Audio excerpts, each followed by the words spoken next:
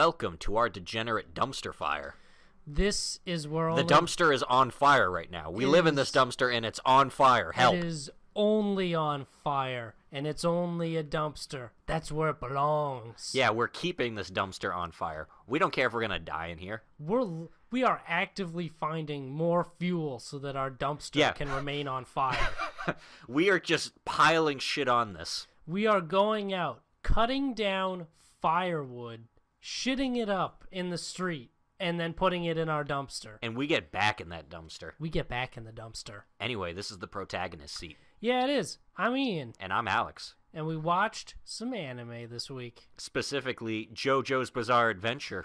Yeah, turns out driving your car into a river when you're being attacked by a man with ice powers is not a good idea. Yeah, no shit, Giorno. Yeah, I would have been kind of mad if that it worked out. I'm glad he had that, oh shit, this was a bad idea moment. Turns out this desperate decision I made was a terrible one. And I was like, good on ya.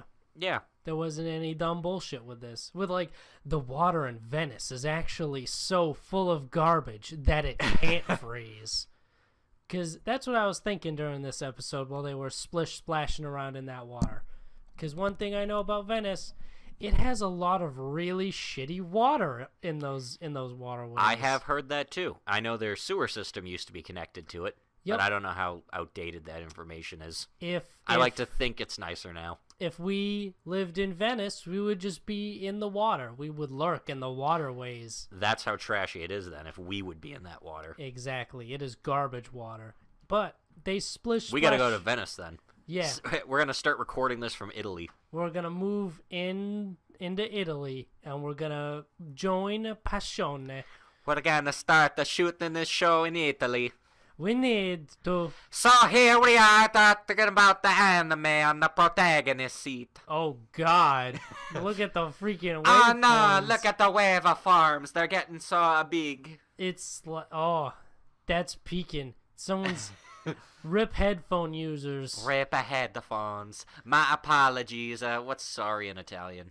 I don't know. I don't speak that freaking Italian language. Then instead I will apologize. Désolé en French. May you have a wonderful afternoon. That works. They're both romance languages. Yeah, it's fine. It's close enough. The only language I know anything about is German and what little bit of Japanese I've picked up through my long years of watching anime. Watching it with the subtitles off. Soka. But yeah, so there's still bullshit in this episode, though, like how Mista forms a snowboard out of grass. There is so much bullshit. Because Giorno turns... I think this episode has the perfect amount of bullshit. Not like when Giorno was fighting Babyface, where it was like dumb, like, what? Where it's like, how... Where this is like cool bullshit. Yeah, this was cool bullshit with like... I understood how everything worked in this scene. Yeah. Things made sense. Giorno, like... turns the car into short blades of grass. Yeah. Which Mista makes a snowboard out of. Because he grabs all the grass, and right as the guy with White Album freezes it, I guess he was able to arrange the grass perfectly into a snowboard. Yeah, I forget how that... I looked down for like a second when that happened. Things happen instantly in JoJo when they need to. Yeah. And as he's snowboarding away... apparently he can, the White Album stand user can just cancel it at any time.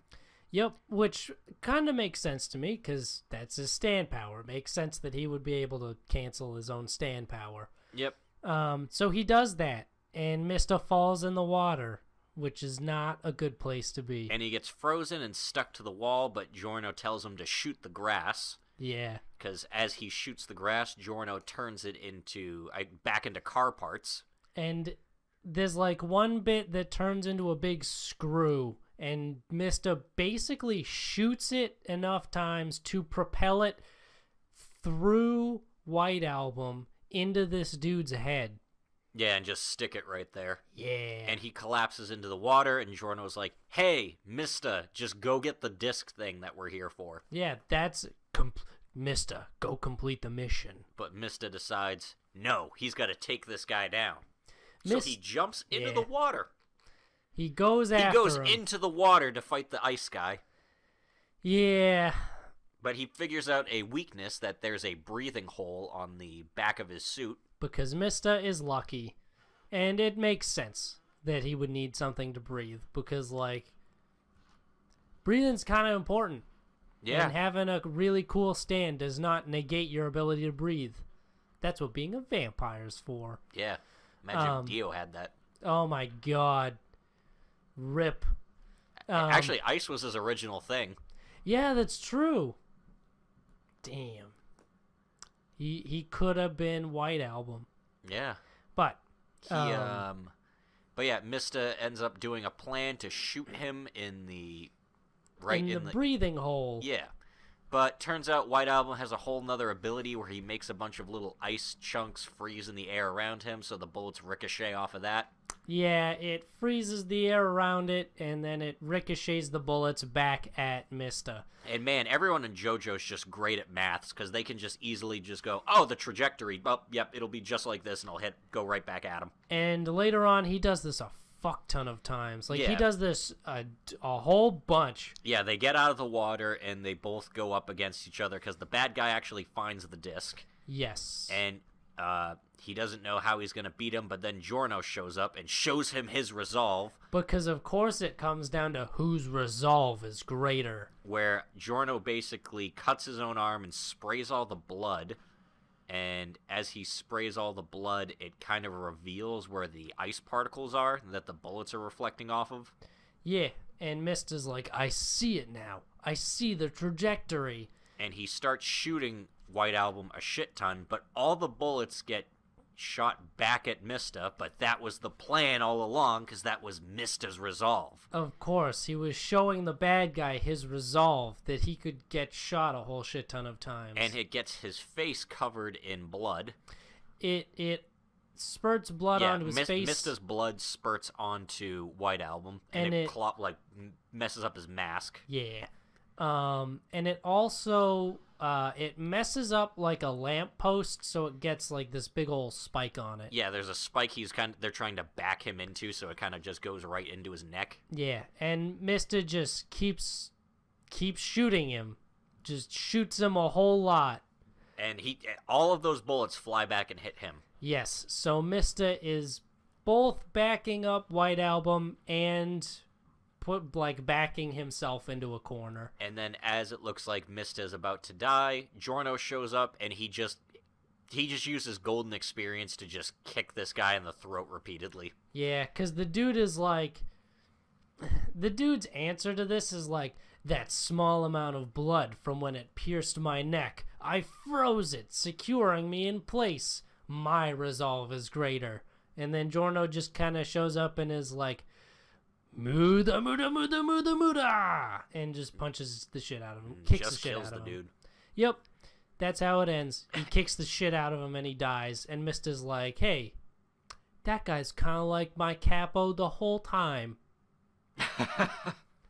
That's basically the summary of his thoughts. And then Mista has a bunch of bullet wounds in him, so he asks Giorno to heal him, and Giorno's like, I can't really heal you as much as I can kind of plug the holes. I can turn your bullets into parts of your body, thus plugging the holes. He's like, but it's gonna hurt.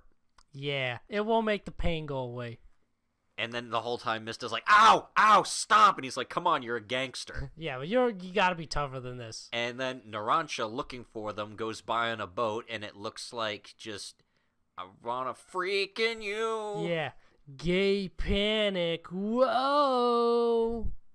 And that's where it ends. Yep.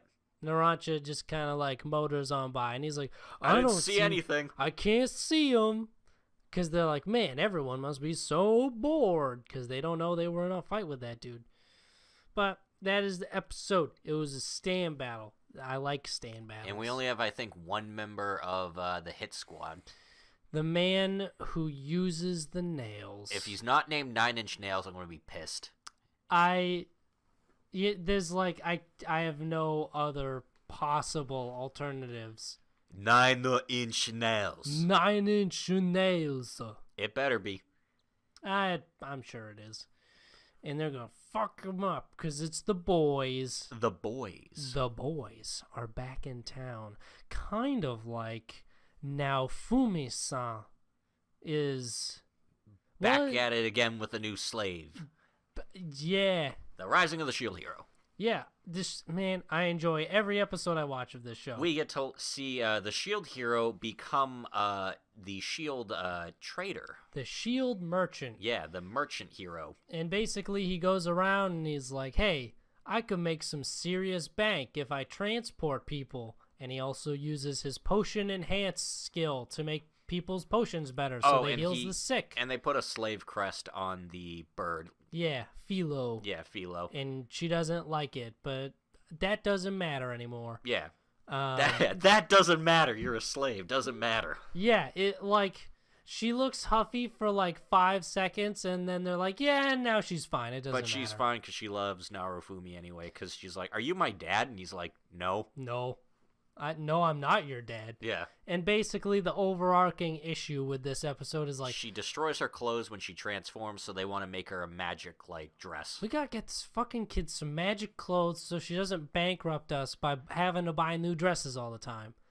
But to do that, they need a magic thread. But to get the magic thread, they need to get the magic stone. And to get the magic stone, it'll take a while. So they just kind of fuck around to do some trading. And he's escorting a merchant when a group of bandits attack them. Because of course they do. And they have a high rank, or a class upgraded bodyguard. Yeah, but Filo and Raftalia fuck him up, and they beat all the bandits. And he basically threatens the bandits by being like, because they're like, hey, we're just going to go to the guards and just be like, hey, the Shield Hero beat us up. Yeah, we're a group of adventurers, and the Shield Hero beat us up. And he's like, yeah, all right, I can't really stop you from doing that. Guess I'll kill you. Yeah, guess I'll just have to kill you. And they're like, I'm sorry, yeah, what? Like, aren't you supposed to be the hero? And he's like, no. Yeah, he's like, I'm just supposed to stop the waves, that's it. That's my job. Yeah, that's the only stipulations put on me. I can do anything else I want.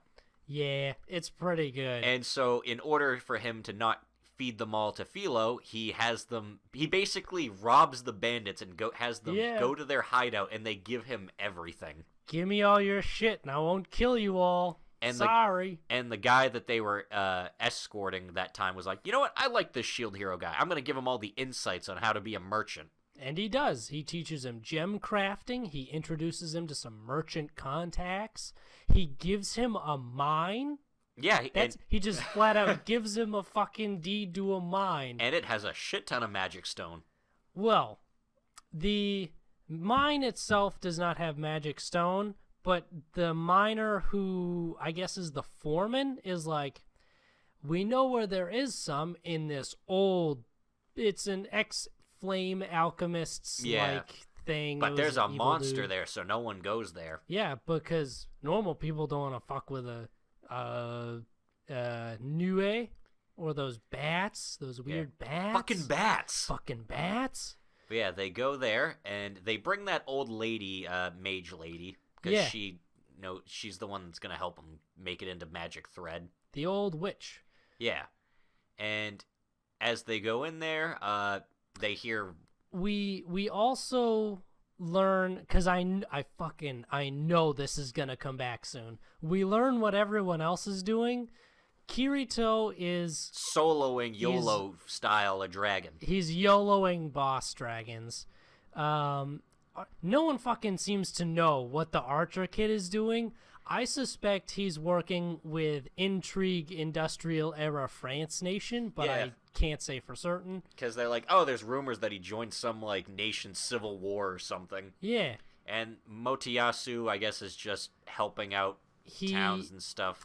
He hears that he solved a famine by giving them some miracle seed, and now Fumi's just like, I bet that fucking that fucking slut put him up to it. And I was like, whoa! And then I'm like, he's probably not wrong, though, because I can't see Motoyasu figuring out how to make his own dinner. Yeah. And then when they first get to the dungeon, they come to a chest, and it's like, hey, there's a weird seed here, and it's like the tablet is like, yo, this seed is fucked. So we hope I didn't even pay attention to that part. That is, I feel like that's going to be super important because the tablet was written in an ancient language, which the witch could read, and she's like, it said, we sincerely hope that don't use this shit. We, the evil alchemists, have realized that we made something so fucked up. We're going to hide it in this chest, and we sincerely hope that no one ever uses it ever. And we put it in the front of the dungeon for some reason. Yeah, we just kind of left it right in the front, so don't touch this. And I get the feeling that Motoyasu and this miracle crop is the exact same as that evil seed. Yep. So I really hope that comes back to fucking bite him. Where it's just like, Motoyasu just fucked up a whole village. I'm kind of like at the point where I'm like, I don't even want to see bad shit happen to him anymore, just because it's not even his fault anymore. He's just guilty by association. Yeah, he's more of a dumb pawn, but it amuses me. And there's some bats in this place or whatever that make him hear what they don't want to hear, but it's not that important. No, they just kind of resolve it really quickly. Because the witch is like, hey, don't listen to that, it's just magic. And they're like, okay. It's magic bats, don't listen to that bad speak. It's fucking bats, dude. Fucking bats. It's fucking bats, what the hell? Get the fucking bats, they're everywhere. Ugh. Now they're talking to me, what the...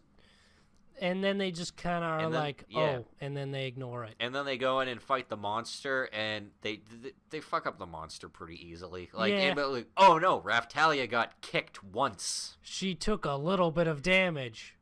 What am I gonna do? And then they just all team attack it. Yeah, because they figure out, because he uses the bat to make a new shield, or it's like a noise shield. That will never come in handy. And then, this monster is sensitive to sound. The bat shield!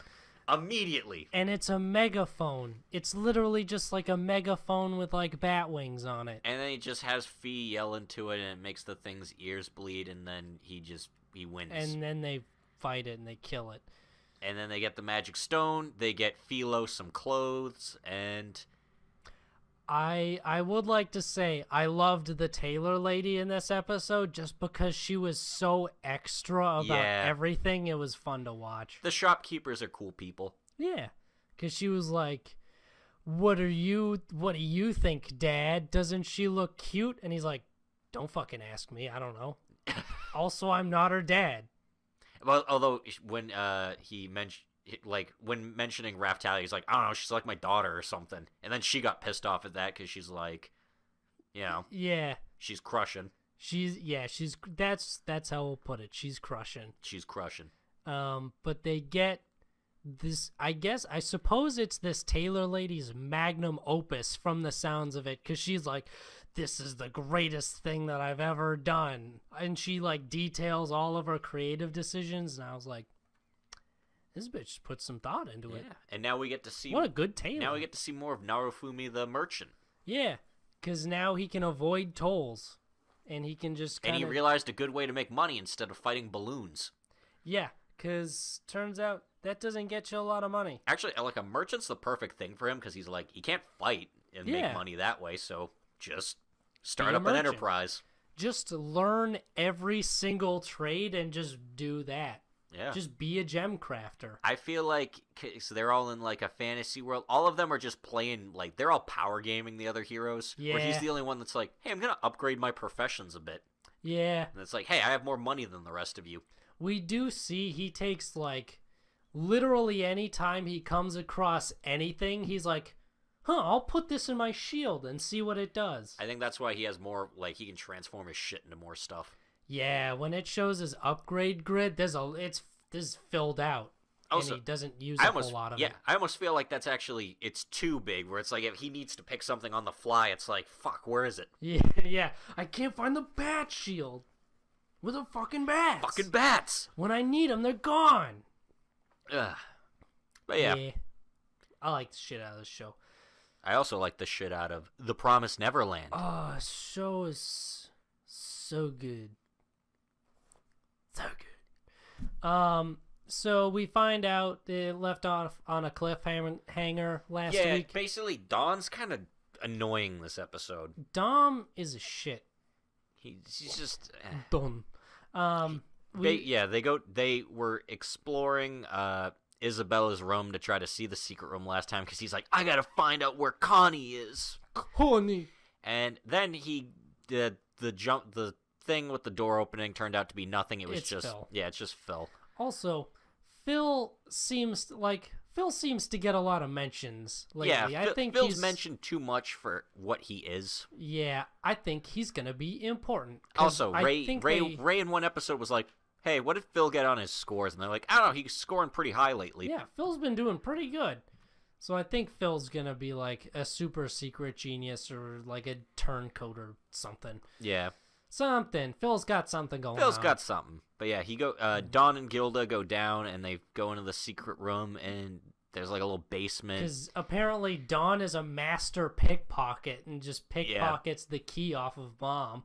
And as they go down there, he sees Little Bunny. Little Bunny. And he knows, wait a second, it's all a lie. Yeah, they lied to us about it. Those kids are fucking dead. And then they go back, and he's pissed off, and everyone's making more work for poor Ray. Yeah, Ray.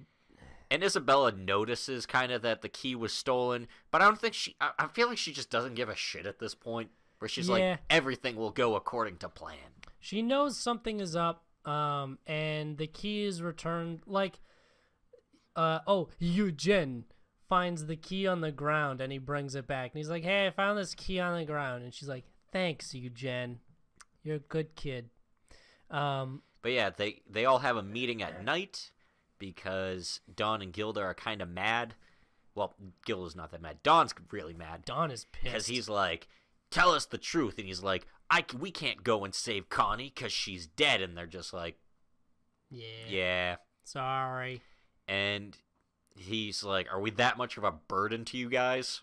And that kinda, like, they don't say it, but it's like, yeah, you guys are kind of useless, especially you, Dawn. All you've done so far is get like hot-headed and mad about shit. You have contributed nothing to the escape plan. So far, all Dawn has done is risk. He's just made more risks. And he actually punches Ray and Norman because he's mad. Because he's a mad boy. And then he's immediately like, I'm just mad right now. I'm gonna go cool off. I'm gonna go cry in front of the house. Yeah. Don't no one follow me. And then Gilda follows him. And they all follow. And then they all come. And then Ray's just like, yeah, I'll work something out. I'll figure it out. Fuck it. And then the next day they're walking around in the woods and stuff. Turns out last night that when they were all talking, because the camera constantly in this show is having like, it's looking at them like they're being watched, and turns out this time they were. They actually were.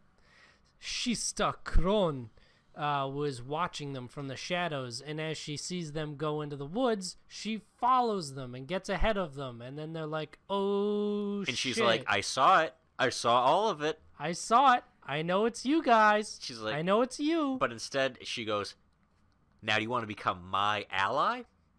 And then cliffhanger. Yeah, it leaves off on that. We also learn, because Ray has a meeting with Mom, and we learn that he's next. Yeah, because the next thing is also on learned his that 12th birthday in January. And then I learned Ray's a Capricorn, and I'm like, cool, bro move, dude. Both Capricorns, yeah. Yeah. Dude, me and Ray, we're both Capricorns. We're smarter than everyone else. Be bros with the tactician Ray. Yeah, but, so, and he's not even, like, freaked out about it. He's like, just, she's like, I figured I'd let you know in, like, advance, like, next month's shipment, it's on schedule. And he's like, oh, so my 12th birthday. So it's finally my time, huh? Yep. And it's kind of fucked up, but whatever. That's just how it be. That's how it be. Because Ray's got plans. And there's Ray a part so where many plans. Norman looks under Ray's bed and under the floorboards. Oh, and they don't show what it is, really. But he just kind of, like, smiles at it, realizing... Because I think Ray's been doing something this whole time. Yeah. Ray... Norman also has Ray feed Mom false information. Yeah, he tells her like, that... hey, Norman's trying to kill you. You know what? That probably would have been better if Norman just did that. Yeah. Just do that. Norman, why don't you just poison both of them? Sister Crone and Isabella, and then boom, you get more time to plan. Get rid of all of them.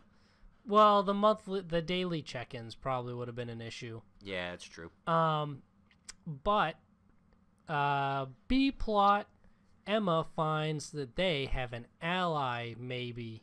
Maybe. Apparently all the books there have Morse code talking about, like, run, escape, lies, farm, yeah, demon, food. I forget what the dude's name is. Yeah, but it's like something. So they think whoever wrote the books is trying to help them.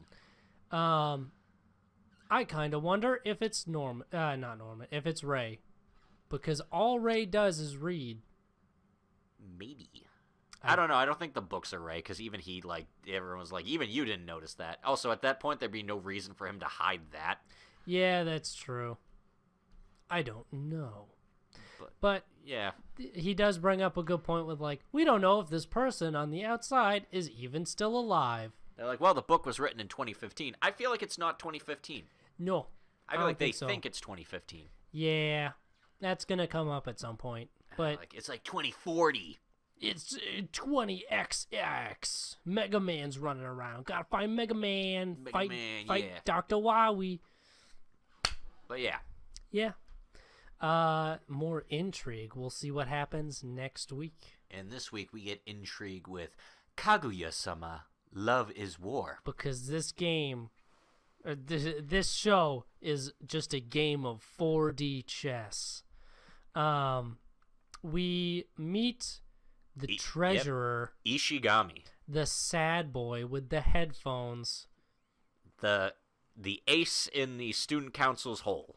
Yeah. Basically, he's like a super good treasurer man. Yeah, he's just great at numbers.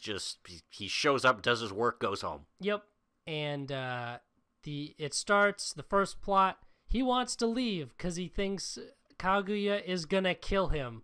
And the president is really surprised by this, and he doesn't want Ishigami to leave because he needs him. Yeah, because this dude's a prodigy. He's good to have. And he's asking why he would think that. And he's like, her eyes. He's like, I can read. He's like, the eyes tell you everything about what a person's thinking. I can read at least 5% of a person's intention through their eyes. And he's like, that's such a low number. I feel like I could do that too. Turns out he fucked up one of her plans. Because at one point she had intended to get the president to go out with her to a coffee. Yeah. And she hid coupons under the table, and he found them. Instead of just having them and being like, hey, I found these coupons, we should go to a coffee shop, because that would be like an admission of love at that point. Yeah, but he found them while he was cleaning or something. He dropped like a piece of paper and he noticed them under the table, so he grabbed them.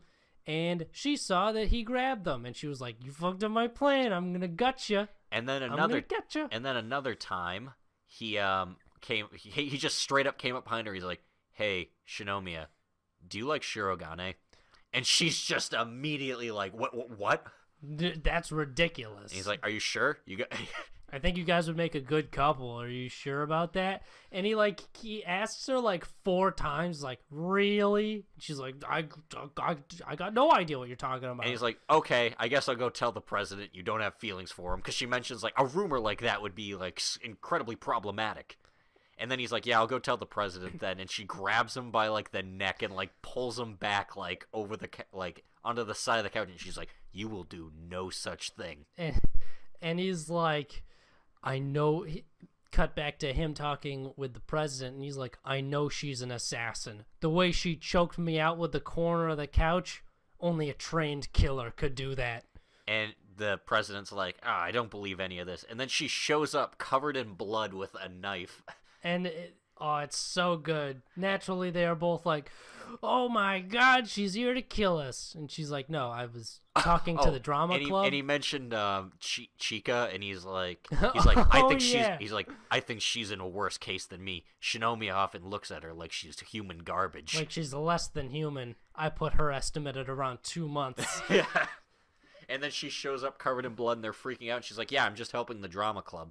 And he's like, oh, see you just gotta have more faith in your classmates. And then Chica comes in, and she's just like, guys, I'm dead, and she's got like a knife stuck in her chest. Rewind to a similar scenario where everyone's freaking out about it. They're like, oh my god, she did kill someone. And then Chica's like, nah, it was a good gag. I wanted to get you with the bit. And he's like, all right, no more freaking out. We're going to have faith in each other. We're all going to have a good time. And then Kaguya approaches the Mr. Treasurer sad boy, and she's like, you know, you've been doing a good job keeping your mouth shut.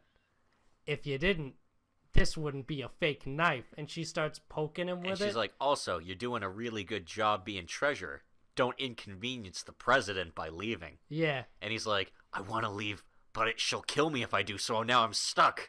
So he's staying with the student council because he believes his life is being threatened. He literally thinks he is going to die if he quits. So that's where that one leaves off. And the bit ends with Ishigami loses. Yep, because he can't leave because he's afraid of Kaguya, but he doesn't want to stay because he's afraid of Kaguya. And they end up in the next one. Chika shows up with a personality quiz. Which I knew... Yeah, Kaguya planned out perfectly. She knew exactly that. She's like, I know Chika's personality. I know she'll pick up this specific volume, so I read it all and know all the answers. Buy it, read it, and rehearse it with my butler. Yeah, or her maid Yeah, her maid, like, wears the Chika mask and, like, is reading it to her, and she's sitting there on camera. And they videotape it. Yeah. Oh, it's so good. And it's just basic questions like, how many kittens can you fit in this? You see a cage with kittens in it. How many do you see? And Shiragani's like, this is dumb. And she's like, come on, just answer. He's like, I guess 9. And she's like, that's how many kids you want. And he's like, that's exactly correct. She read me perfectly. And then they realize the high stakes, like, importance of this. And Ishigami gets dragged into it. And she's like, all right, I'm going to ask all of you guys now. It's dark. You're in a dark alleyway, and you feel someone tap on your shoulder. Who is it? And Kaguya knows the answer to this is the person you like. And Ishigami in his mind is thinking of her, like, chasing him down. It's a horror movie. And she's like, the Kaguya's answer, I think, was something like, she's like, you, Chika. And she's like, oh. And then Ishigami's like, Shinomiya. And she's like, is that how Ishigami thinks of me? She's like, well, he's a really nice guy, but he's lower than a worm. He's lower than a worm to me. And the president figures out, wait a second. He's like, this love-obsessed girl would not have this be anything quite so simple. I need to pick someone innocuous, but someone who's not in this room. So he picks his sister. And they're all just like, boring. And then it is revealed, and Ishigami's like, what? Do I love the president? He's like, is this Stockholm? Or he's like, is this Stockholm syndrome? Because I know this is terror, Mr. President. I have to leave today because I think I have Stockholm syndrome. And he leaves. That it seems to be his bit where, like, something happens and he leaves early. He has to go. He has to go. And the third one is that one technically that one doesn't finish yet. So the last question is just for the 3 of them, and there's a field of flowers. You're allowed to take as many as you want. But Chika finds this one online because she's like, I want to do one too. So none of them know the answers. Yes. So they all answer honestly, where it's like, how many flowers would you pick? Chika just picks a couple. Kaguya is like, I make a bouquet. And the president's like, I can take as much as I want, so I take an entire truckload. I fill a truck with it. And then the answer to that was, that's how much you like the person that you like. And Kaguya slips over to the computer because she's like, I need to know the answer to this one. And she sees that it's how much you like someone, and she's like, I can't let this get out. And there's like a fun little animatic where like a huge truck full of like just a whole truckload of like flowers on her. It's pretty good. But she's like, oh, it's just how much you like flowers. Don't worry about it. And she closes the laptop. And then everyone's like, that's kind of dumb. And then it ends. And the third one is Kaguya's trying to be more fashionable. Turns out her maid has like a persona at school where she's like She's a super Japanese teenage girl. She likes, like, makeup and stuff. And boys. Yeah. And then immediately she switches into her just maid mode when it's just her and Kaguya. Where she's like almost cold and like objective about things. But she's like, Kaguya, you need to put some effort into your appearance. Boys like that. So basically she convinces her to do up her nails. And it's lightly glossed with a tasteful single rhinestone. And she's trying to get the president to notice the whole time. Which he does, but he doesn't... Yeah, he doesn't know how to say anything because he doesn't want to be called creepy. Yeah. And the worst thing, like, he gets an example where Chika gets up and she walks past Ishigami, and he's like, Chika, you changed your conditioner, didn't you? And she's like, yeah, how'd you know? And he words it so poorly. I feel so bad for this dude. He's just like, basically trying to say she smells good, yeah, but he's just like... It's stuffy and you smell different, and I like it, though, because it smells like a baby. Yeah. And everyone's like... Yeah, the scent I've noticed. And she's just like... That's creepy. And he just immediately was like... I want to die. And yeah, he said, I'm going home today. I'm going to go home and die. And Shirogane's like, well, I mean, you can go home, but, like, try not to die, please. And then he's thinking to himself, he's like, crap, now I really can't say anything, because I actually would go home and die if she called me creepy. Ugh. So he says nothing, and she thinks that he doesn't notice or care. Because she makes it, like, painfully obvious. She's doing everything she can. And then as she's leaving, he comes by on his bike, and he's like, Shinomiya, your nails are... And never mind, I'll see you later. And he bolts off. Because turns out our boy is bashful. And she doesn't know what he means, but the maid knows. She knows. She's just like... Isn't he cute when he gets flustered? And she's like, what was he gonna say? And she's like, you are too. Yeah. That one is also a Kaguya win. Even though she doesn't know it. She doesn't know she won. She doesn't know it. And it was good this week. I like this show. The show continues to amuse me. Kind of like the quintessential quintuplets. They're quintessential. They are quintessential. You cannot have any other quintuplets besides these quintessential quintuplets. You can only have these quints. There's only these quints. There's no other quints but these quints. These quints. So in this episode, they're preparing for midterm exams. And shit. And he is basically, Itsuki shows up and she's like, hey, my dad wanted to talk to you. And the dad's like, hey, if any of my daughters fail this midterm exam, I'm firing you. Yeah, so naturally he's freaking his shit. Because he's like, they're not ready. He's like, I can only get 3 of them to show up. I can only even get 3 of them to study with me. Even though Itsuki is studying on her own. But she refuses to work with him because he just fucked it up. And he makes it worse, too. He makes it, like, hey, I see you're studying, you're doing a good job, but you're stupid, so you should study with me. That's not how you approach it, my dude. That's not how you do it. And they end up having a study session at the Quints apartment, and they immediately get distracted from studying. They're like, hey, what's your type of girl? And he's just like, I'll answer. He's like, I have my top 3 things. And he's like, I'll answer 1 every time you complete a worksheet. Turns out his top 3 are, is always happy, is a good cook, and I forget what the last one was. Yeah, but basically it just ended up being all the qualities of his sister. And they're like, that's a cop-out. And he's like, I gotcha, but I'm just not really interested in dating right now. And then you notice Nino was listening to the whole thing because she wasn't going to help, she wasn't going to study or anything, but turns out she was listening to that part. Yeah. And so naturally now he is trying to shout the answers as loud as he can because he's like, hey. This one might be on the test. If she's not going to come over here and study, then I will just have to shout the answers at her. And she decides she's going to kick him out, but then Ichika is like, wait, Futaro, didn't we agree that you're going to stay overnight so we can have an all-night study session? And he's like, what? Yeah, because Ichika's a fucking bro. Yeah, so then she ends up having him stay overnight, and he's in the bath, and he wants to apologize to Itsuki for, snapping at her. Yeah. And he hears her at the door, and he's like, hey, you're the only one that knows my situation. The reason I yelled at you yesterday is because your dad said he's going to fire me if any of you fail. Turns out it wasn't Itsuki. Turns out it's Nino. And she was just impersonating her, and she's like, oh, really? She's like, so I don't even have to do anything, and you'll get fired. And he's like, shit, that is the worst possible person to hear that. This is literally a code red worst possible scenario. It's going down, boys.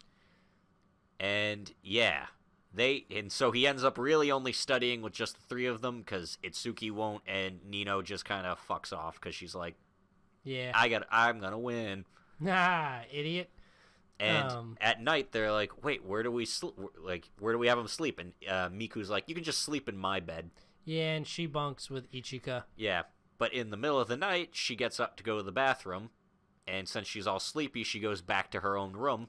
And gets in bed with him. And he wakes up immediately, and he's just like, what is this? Oh, no. I think he wakes up the next morning, and he's like, yeah. Oh, my God. Because that's not going to go over well. Gotta figure out a way around that, although Miku's usually cool with that sort of thing, with, like, defending him. Because Miku is the most obviously crushing on him at this point. Yeah. Because she is visibly distraught when he says, I'm not into dating. Although you're noticing it with Ichika now, because they had a conversation in the previous night on the patio where he's like, he pats her on the head and he's like, yeah, you're definitely the big sister out of them. Yeah, and she's like, what the fuck are you doing? And he's like, but you told me to do that. And she's like, no, you just don't get it. And then he leaves, and then her face is all red after. Yeah. Because now she crushing. She crushing. Now we got two crushing. You got two Quints crushing. Two Quints crushing. You got Quints crushing. You got two Quints crushing. You got the Quints crushing. You got two of them crushing. Only three more to be crushing. Quints be crushing. Quints be crazy. And I think especially Nino. I think that's it this episode, really. Yeah, that's all that really happens. That's all that happens. It's not like a whole bunch, but it's kind of like, it's more like a setup episode. Like, oh yeah, shit. Like these girls got pass. They got pass, or he's SOL. My dude is in trouble. It's only episode 6, so they're probably gonna. And I know the manga goes a lot further than this, so yeah. And one thing I really wanted to talk about this week was this domestic girlfriend episode, because this teacher is a creepy man. Like, he is a strange dude. There is so much just wrong with this teacher. So we meet the English teacher, basically, who's like the free spirit English teacher. He teaches in a whole different way. He teaches like his just go with the flow life philosophy. And you know he's cool because he goes up to the roof to smoke. Yeah, and he just wears sandals all the time. And he wears fucking sandals. So we meet him where Natsuo is sitting on the roof, and he's just kind of reading. Because he's a bookworm. Yeah, because it's self-study. And then he hears something, and he looks up, and I don't know how he didn't notice him there. Yeah, it's just a dude. Yeah. And he looks up, and he sees his teacher, and he's like smoking. He's like, oh, you found out my secret.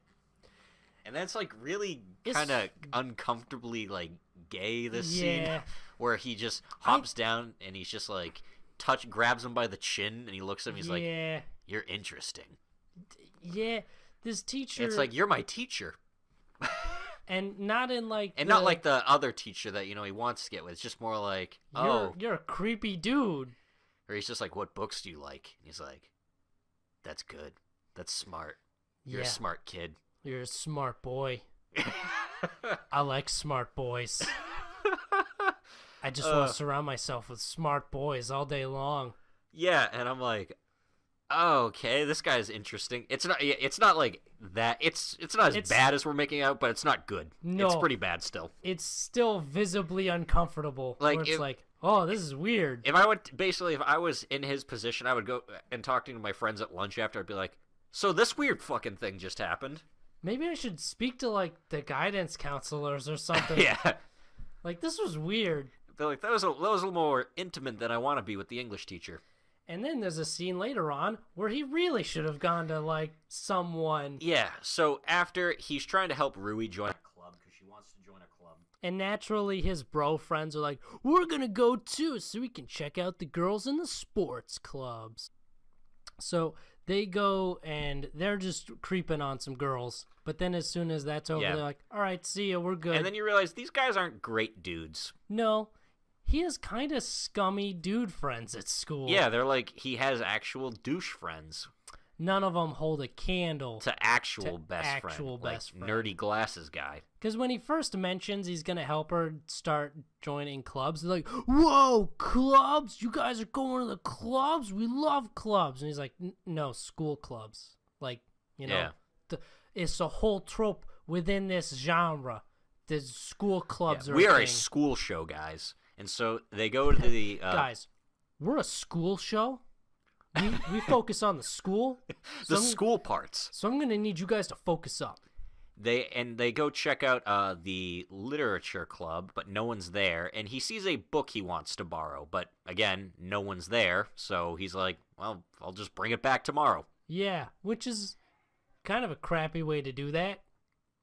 Can't, I mean, I wonder if they take inventory. Like, at the same time, it's like... He can't just, like, wait a day for this book. I guess that's true, yeah. Or, like, you know, leave a note.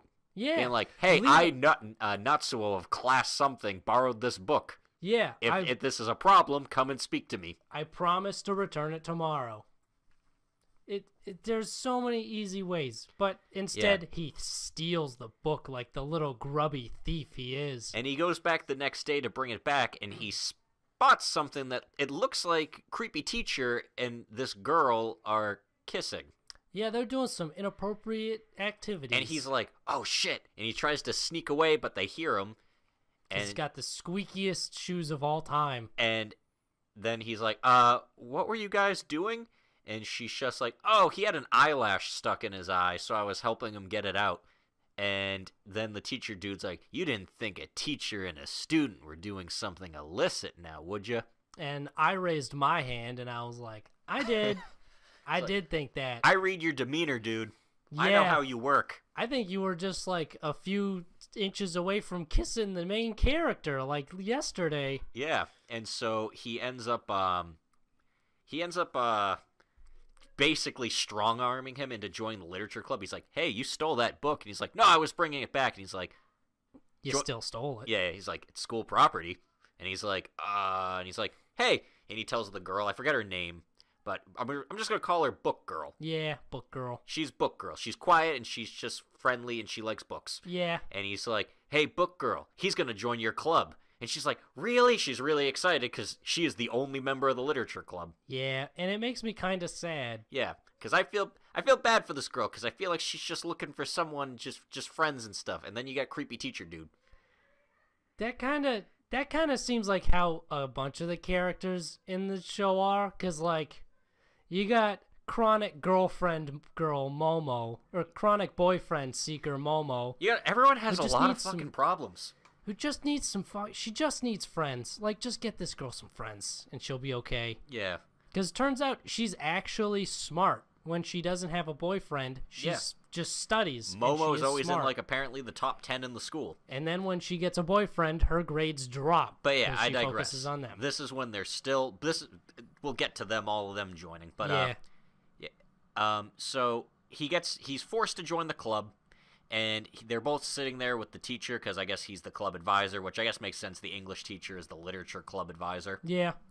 And he's talking to him, and he's like asking them about what kind of stories they're both writing. And apparently they're both writing romance stories. Of course. But he's like, oh, but you guys are high school kids, so you probably don't have much experience. And he's like, kiss each other. Yeah, right now. Try and kiss. And they're like, And it's like, it's really weird. I'm like, I think this was the scene where I'm like, what? Yeah. Like, I'm gonna make these kids fuck right here. Fucking kiss each other. Yeah. I'm the teacher. I'm in the position of authority. Do it. Let me watch. That's how it seemed to me. Yeah, and I was like, he wasn't like that, but he was just kind of like sitting there like, go ahead, do it. And then after she's like, basically just. She's ready. And he's like, I don't really want to do this. And he's like, are you gonna make her? He's like, are you gonna like, break her poor heart? And I'm like, you're gonna break this girl's heart? You're gonna embarrass her, you big piece of shit? And I'm like, okay, this is where it's getting kind of weird. This is where he's like strong, like almost like, hey, he clearly doesn't want to do it, but you're kind of forcing him at this point. You're pushing him, and then he's like, And then he actually goes in for it, but then you notice she's kind of got like tears in her eyes, like kind of building up, and he's like, again, he doesn't do a piece of shit thing this episode, so I'm like, good on you, Natsuo. He's like, Natsuo, being not a piece of shit. And he's like, no, I'm not going to do that. And then the teacher's like, well, it's like, you didn't have to anyway. I was just It's not like I can force you to do it. And I was Yeah. like, that's what you were fucking doing, you And he's piece like, of shit. but it gives me a pretty good insight into your character. That dude is so sketchy. He's creepy. And then he asks, like, there's a cute scene where they're both in the library together, him and Book Girl, and they're, because she doesn't want to talk because she enforces the library rules where you don't talk. They write little notes to each other back and forth. And he's asking, like, what she thinks of the teacher. And he's like, I think he's kind of a dick. And she's like, no, he's a great guy. He, I think he's just happy to have a boy in the club because it's always been girls up until now. I'm like, he's probably really happy. Yeah. The vibes I'm getting from this guy, yeah. Yeah, he probably loves the shit out of that. And then he goes back to the club, but Rui's like, hey, I want to join the literature club with you. And he's like, okay. And Momo shows up, and he's like, Momo, do you even read? And she's like, not really. But I'm going to join whatever club you guys are in. No, but you guys are my friends, so I'm going to stick with you because whatever. And sure as shit, she does. And I'm happy for Book Girl because she seems so excited that everyone's, Now she has so many friends. Yeah. And just, this guy, this teacher, this guy. This dude is... He is creepy. So creepy. And I don't want to know where this goes. I hope he's just... Like, I hope he's not, like, a actual bad person and he's just a creepy guy. Yeah, I also hope he's just a creep. I feel like there's only so far we can go with that. Yeah. And it's... Yeah. I feel, he's probably gonna be, like, It's like gonna a be sleaze. It's gonna be a thing. He's too old. He's, like, the artsy, like, come on, age is just a number kind of guy. Oh, and now Momo's in that club. Oh, She's no. so vulnerable. Oh, shit. I feel like Momo's probably not his type, though. I hope not. Because he seems like the type where it's like, I need artsy free spirits to connect with. I prey on the vulnerable smart girls who don't have many friends. But the smart boys, those are better. The smart boys are my real type. Oh, and one scene that was kind of like from earlier, Rui goes to the cafe and talks with the manager there. Yes. And she's like trying to explain how she feels heartache, but she doesn't understand it. And she's like, have you ever felt that? And he's like, And he tells a story this scene is so good. where he's like, it was many years ago. So I'm an eldest son of a family, so I was in the Yakuza for a while. And you find out he was a Yakuza tough for a bit. And it goes on. It talks about this story where it does like a flashback to him and some other guys, and they're all like outside a car smoking cigarettes. And he's like, hey, bro, they're kind of late. He's like, they're all taking puffs. And the manager guys are like, we'll rough them up if we have to. And then the car shows up, and the guy gets out, and he's like, I'm so-and-so, son of this family. And then immediately... Sorry to keep you waiting, but we were stuck in traffic. And then the manager looks at him and immediately is like, oh my god, this guy's so hot. He is so pretty. And then immediately you're like, oh. I was not surprised. Yep. I would have been more surprised if it was a woman. No, I was more surprised with, like, the fact that, like, this guy was in the Yakuza. Yeah. And now he's, like, wearing, like, high heels and having everyone call him Marie. And he owns his own cafe. Yep. And there's actually, we get a little shot in the cafe of him and the other handsome Yakuza guy walking together in a little picture. And it's nice, and it's heartwarming. I want to know more about Boss. I want to know about Boss. I want to know Boss's story. Less creepy teacher, more Boss. Speaking of stories, we get to see some more story with Just Cause Mila. Yeah, Just Cause Mia. Mia, yeah. So, yeah, we got to focus on her this episode. Murica. Fuck yeah. The American magic girl. Our magic girl wields a motherfucking gun now. And she is sent to Japan, and her whole arc is basically investigating Babel Brigade. Yeah, the Babel Brigade. Babel Brigade. Because they hear that one dude who was in the chair repeating the numbers. He was like, Babel Brigade. He's related to someone who was in that place. We kept seeing cuts to, like, Queen at this penthouse.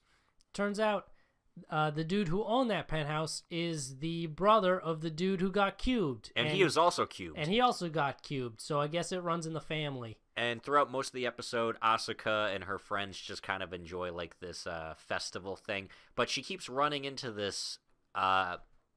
She runs into this Colombian woman. Like, it's established that she's Colombian, yet she's speaking English. Yeah.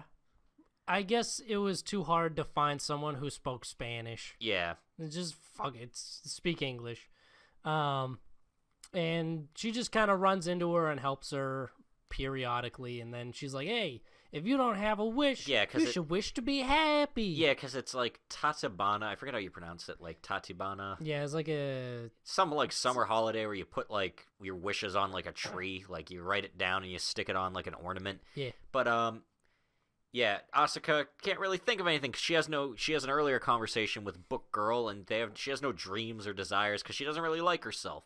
Yeah. And the Brazilian lady or Colombian lady is just basically like, that's not good. She's like, kids should have like, dreams and desires. So she writes in on English, be happy. Yeah. She's like, if you can't think of anything, just wish to be happy. And she's like, never thought about it that way. That's some good advice. I'm sure you won't come back to be evil at any point. At least she won't know about it, though. Yeah. Especially not after this episode. But we'll get to that. And that's kind of all that happens with Asuka's plot. Yeah, not a whole lot. Which is nice, because they had a rough week last week. Yeah, they need some chill time. And they just kind of hang out with M Squad, who are also, like, they got the day off. Yeah, so it's me and my Spec Ops buddies going to the festival. Yeah. And the whole time, Mia is doing CIA shit with, like, the CIA guys, and they're sneaking into the building. Yeah, they sneak into the hotel, I think it's a hotel. They sneak up to the penthouse, and they're like, shit, that dude got bricked as well. And they find written on the mirror in there, I think it's whoever laughs last laughs hardest or something. Those who laugh last laugh best.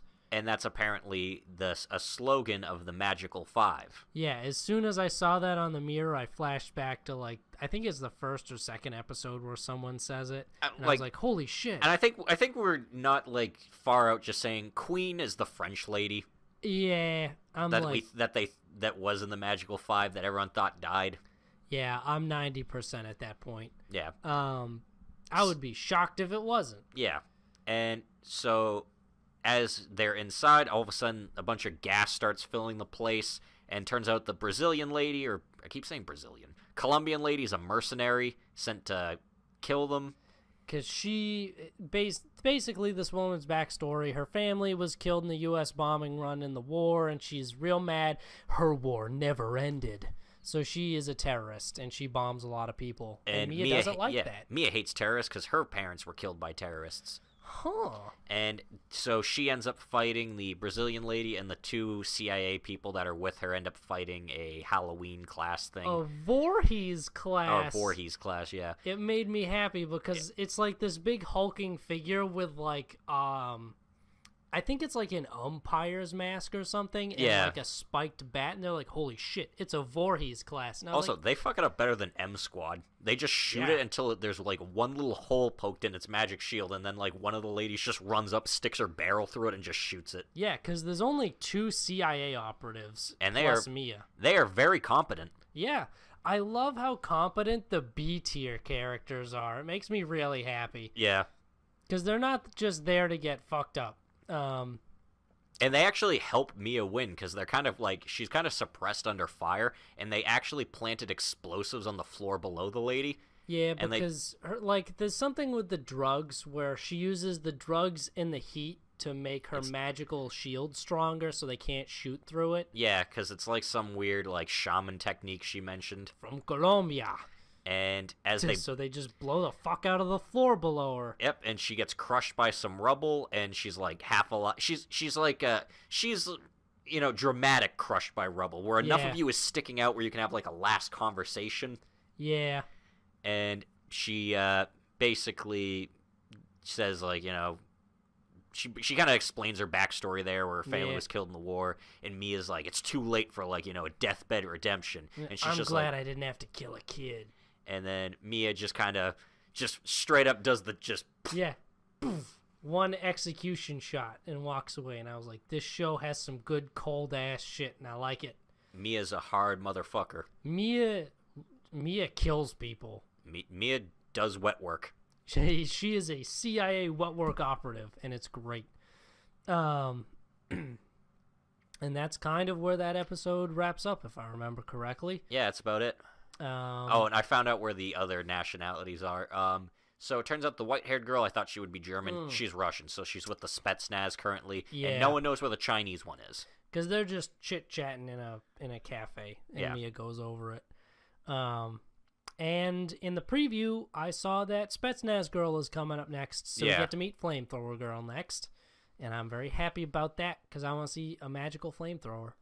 Which means, I guess, the Cold War, it just hasn't ended in this one. Nope, suppose not. But I don't think it matters because, magic monsters. It's the magic Cold War. Yeah. Go to Air Force. So, I guess Phantom has reasons for being a bitch, but whatever. She was one of the first ones, so she views it as like, I need to survive at any cost, because if I die, literally everyone dies. And I'm like, that's some cold-ass shit, Phantom. I don't like you. Yeah. Actually, I really don't like that line of thinking. They get a mission to go. Apparently, are the Z people or aliens? Because at this point, I'm like, I think they're aliens. I think they're aliens because they drop like weird canisters on this island off the coast of Japan. That makes a base there. Yeah. And they're like, all right, we're sending you guys to go bomb the base. Yeah, they're not having them bomb it because they're not. Oh, yeah. They're having them get aerial superiority so the Japanese self-defense force and the U.S. military can bomb it from, like, a distance with ships. And Phantom is going to act as basically a surrogate targeting computer because she can see through the Z's weird bullshit. Yeah, and the rest, and Eagle and Grippin are just supposed to give cover. Yeah. And Phantom is like, I don't really care about this mission because, like... I don't care if they blow up the base here. We just move. I don't care if they kill all the people in Japan. That's only, like, 1.6% of the world's population. Yeah, she only cares about the majority of the world's population, so it's okay if they lose a little bit of it. She is going to save humanity as a whole at any cost, even if that means leaving entire countries to die and burn. And everyone takes issue with this line of thinking. And she gets put in charge of the mission, and they all go through to do it, and they're not having a good time. They can't maintain aerial superiority. Yeah, especially after the weird base starts shooting SAMs at them. Yeah, so they basically leave, and Kay actually decides to sort of taunt Phantom into another duel where he's like, hey, fix your attitude if we win. And she's like, all right, if I win, you have to stop being Grippin's partner. Yeah, you're my partner if I win. And he's like, deal. Yeah. Grippin was actually saying how much you suck. Yeah, he was actually using it as all her words, and she looks like completely like thrown off by that. Like, She is mortified, and it's pretty. I enjoyed that. It's pretty good. But that's all that really happens this episode. Kay steps the fuck up. Now I want to see him fight. I want to see Kay get in a fist fight. Yeah, with a girl. She's a robo girl, though. She's a robo plane girl. So beat the shit out of her. I don't think they're robots. They're just spine, apparently, is made from a Z, core. Yeah, it's gross. Which is why I'm like, oh man, if they're mostly flesh, what's getting scrapped mean for them? Oh, that's gross. Just pull the spine out and just put the rest in a ditch or something. Ugh. That's some cold shit. That's some cold shit. Yeah. Kind of like The Price of Smiles. Cold shit. Where we get to watch so Blue Team loot the Capitol. And turns out Ponytail Guy from the Kingdom side is not dead. He's now just basically trying to mediate surrender between everybody. Yeah, I think it was probably I think the Empire was probably just like, hey, if you don't want to be executed, be our puppet and our mouthpiece. Keep telling your guys to quit if you don't want us to just kill you. And he's like, they just keep saying no. Yeah, because no one knows where the fucking princess is, apparently. They left. And there's no way he would have accurate information after like a month of captivity. Yeah. If they were, well, I was actually, you know what? I don't know, because the Kingdom does not seem like a competent military force. No. The Kingdom had one win this entire time, this entire show, and it's been on like a medical cargo transport. Like, oh, yeah. Yeah, we'll get to that.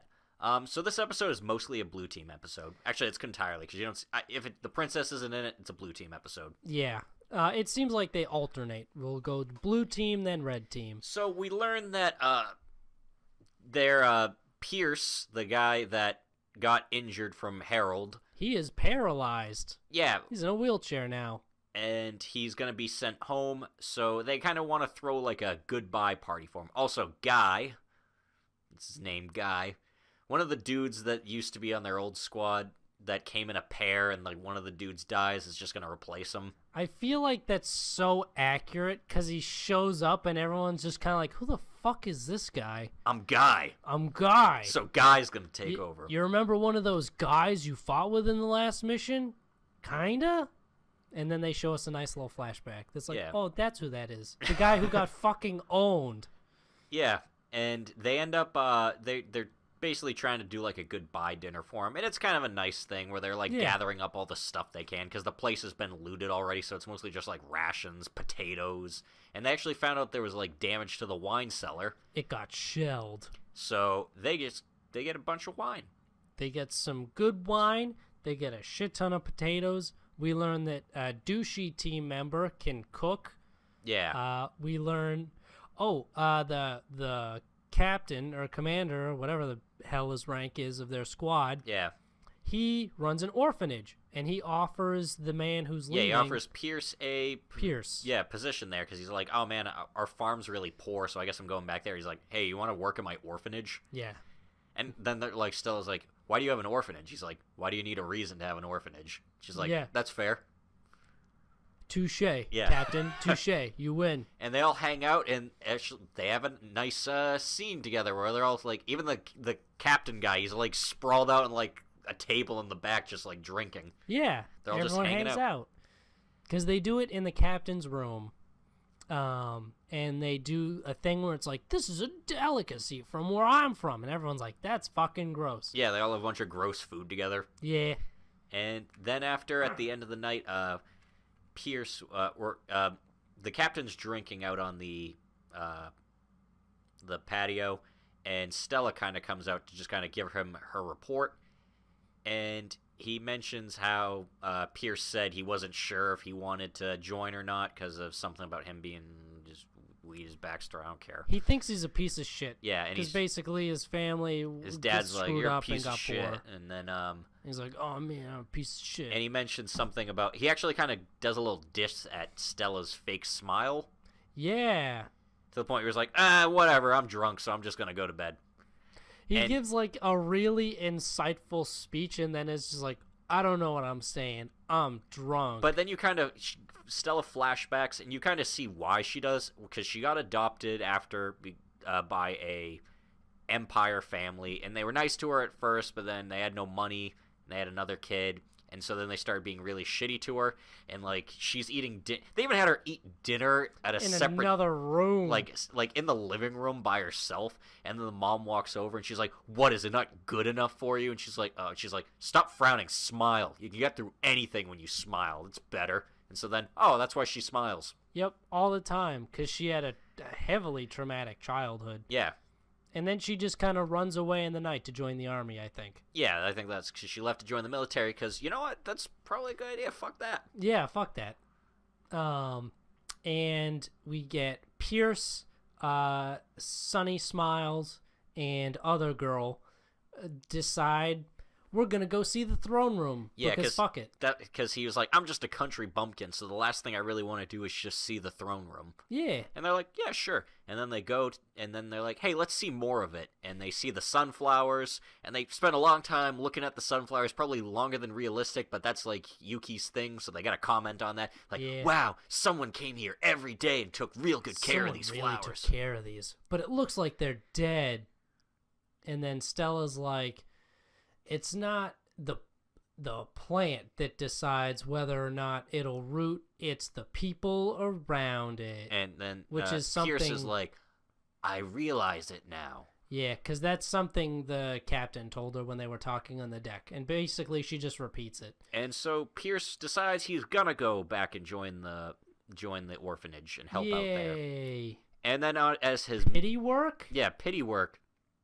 And his medical cruiser's on the way back, and it's got a bunch of injured people in it, and they're all sitting there, and they're like, hey, finally get to go back, huh? Yeah. And then you hear a bunch of explosions, and it's like, whoa, what's happening?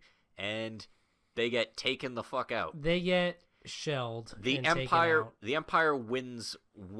The kingdom wins once by shooting injured people at a convoy of injured people. And yeah, making a comeback, guys. No survivors. Yep, and so then the captain tells them that Pierce didn't survive, and they're all really broken up about that because, you know, their squad gets along really well. They're good friends, and kind of like the dude who can cook in the squad, I guess his coping mechanism is just to be an asshole. Yeah, he is a huge asshole all the time. Yeah. And he continues being a huge asshole. Yeah, it's just his thing. So he realizes that after everyone realizes Pierce is dead, he starts laughing. He goes like, see, that's what happens if you try to have like hopes and dreams. Yeah, the world just beats you right back down. And Stella gets kind of mad at that and throws a punch at him, but he like catches it effortlessly. Yeah. And he actually tells her, he's like, all you can do is smile, right? Yeah, he digs at her. And then he just leaves. A lot of digs at Stella's smile this episode. Yeah, maybe she should just stop. Yeah. I know she has good reason, but stop, because you're now, like, everyone's figured it out. Everyone's shitting on you for it. Yeah, a lot of people being like, hey, that's dumb. Stop that. That's weird. That's off-putting. Yeah, you're not a kid anymore. Come on. Yeah. And that's where this one leaves off. Yeah. Stella's all upset, and everyone's just blue team had a rough day. Everyone's all upset. You know what? Blue team needed a rough day though, because it's a death spiral for red team. Yeah, it's been too good for blue team. I feel like Ponytail Dude's gonna die. Yeah, me too. He was like writing down baby names. That's a death flag if I ever saw one. Yeah. He's like, I wonder what I'm going to name my next child. I'm like, you're not gonna come up with the name. You're not gonna be there. You're not. Sorry. You're not gonna do get something. that chance. You're gonna do something at some point to help your side win from captivity, and then they're gonna figure it out and kill you. Yeah, they're gonna execute him, and it's gonna be public. And Yuki is probably gonna have to watch too. Yeah, because you know what? This whole show is about suffering, not about smiles. Yeah, this has been kind of a shitty month for her. Yeah. Or a couple of months, actually. I don't know how long this war has been going. It feels like they've lost very quickly. Yeah. It feels like once the kingdom started losing, it's just been, again, a whole death spiral of just losing faster. Yeah, because now the Empire has the nuclears. And the Admiral is like, hey, maybe we should, like, not mass produce these because A, they're dangerous, and B, we're winning. And the Emperor's like, no, I don't have a strong bloodline or anything, so I need to rule by strength. And she's like, okay, you do that. And yeah, he's gonna do that. He's gonna do that. I feel like that's gonna be the thing that's gonna fuck over the Empire. All their mechs are gonna explode. Yeah, all the new cars is just gonna fuck them up. I hate that word. The MacGuffins are gonna blow up. Yeah, the energy MacGuffins, the golden suitcases, if you will. Yeah. But yeah, another good week in seasonal anime. Great anime. Like, holy shit. We got everything we need. We got creepy teachers. We got Quints. And we got Just Cause Mia, who I love. Yeah, she's awesome. Mia's great. If I ever wanted an anime character to represent my country, her. Yeah, easy. 100%. But this is what we got for you this week. That is what we got. You take it, you wrap it up, you put a nice little bow on it, because that's not our job. We just give you the content. Yeah, we just shit it out. No gift wrapping options here. Yep, and you know what? If you liked it, you can just kind of come on over and just add more trash to our fire. Yeah, join us in this horrible, horrible garbage fire. Yeah. That's strangely satisfying this time, but it burns so good. I can feel my lungs charring up right now. Yeah. Feel free to like the video and subscribe to our channel. Or maybe check out our Twitter @Protagonist Seat, where occasionally we'll post good content. good content. Sometimes it's not good content. Sometimes. Can't win them every time. Sometimes it's trash content. I mean, that's the hazard with this line of work, you know? Yeah. Anime, sometimes it's just garbage. Yes. You know what? Honestly, before you subscribe or before you follow us on Twitter, just make sure you wear gloves. Yeah, put some gloves on. Yeah, just for safety. Put some, like, hazmat suit stuff Honestly, on your computer. We're going through this trash. There's needles. It's messy. It's just... Yeah, I poked myself the other day. I was feeling a little woozy, but now I'm feeling great. Yeah, and we're not going to bother getting tested. Exactly. I feel fine. I feel Actually, I'm feeling like I'm hankering for more of whatever was in that needle, but like other than that, I'm feeling great. So yeah, we'll see you next time. We're going to go and sift through the trash more. Yep. Stick around. That's what we do. Look at more of this garbage. Maybe we'll find a nice pair of Air Jordans. Maybe. Maybe.